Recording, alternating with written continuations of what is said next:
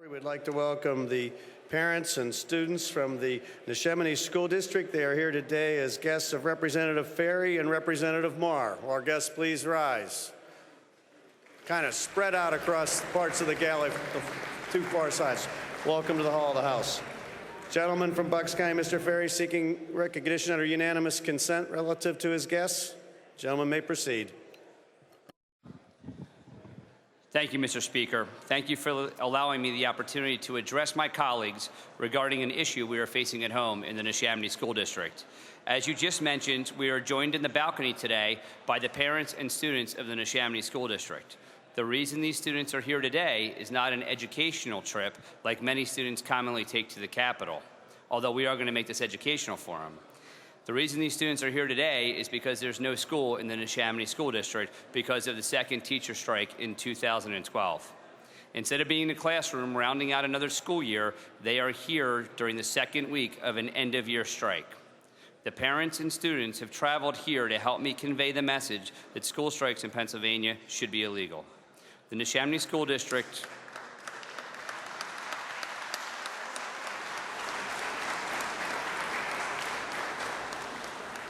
The Neshaminy School District is currently in a 4-year contract dispute between the school board and the union.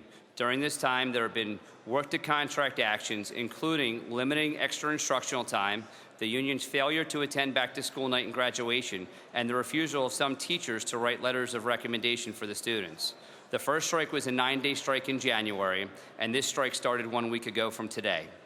In addition to disrupting the parents' routine and in many cases creating the need to find childcare and the expense and stress that comes with that, the real victims are the students and the disruption of their educational process. Just because adults cannot agree on a contract situation, the students' education should not be compromised. Mr. Speaker, it is not just the students and parents opposing striking. Many of the teachers do as well. Many feel obligated to follow the union's leadership when a strike vote is taken, but the vast majority of teachers just want to be in the classroom educating our children. Mr. Speaker, my lifelong community and our community has devolved into a bitter, divided community. No one is happy with this situation. We can provide relief to our besieged community through legislative change that include banning teacher strikes. My colleague from Franklin County has sponsored House Bill 1369, to which 32 of us have joined as co-sponsors.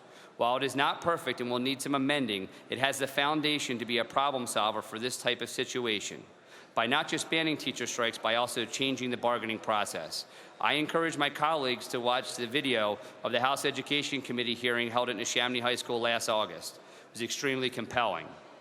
Mr. Speaker, as I have lobbied my colleagues on this issue, I generally hear 3 responses.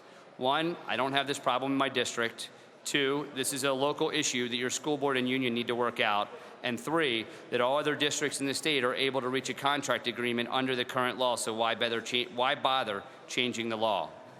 All 3 responses are correct. However, this is my response. 1, teacher strikes should just be outright illegal as they are in 37 other states. 2, every day in this chamber we vote on bills that are written to address problems from a local situation. Gentlemen, suspend. For what purpose the lady, Ms. Josephs from Philadelphia, rise? Thank you, Mr. Speaker. I have a question. Is this unanimous consent that we're getting a political speech? The gentleman was recognized under unanimous consent. You're correct. Well, I protest. Are you excuse me, would you clarify? By protesting, are you withdrawing? I withdraw consent. The lady from Philadelphia has withdrawn your unanimous consent. Mr. Speaker, can I submit the balance of my comments for the record then?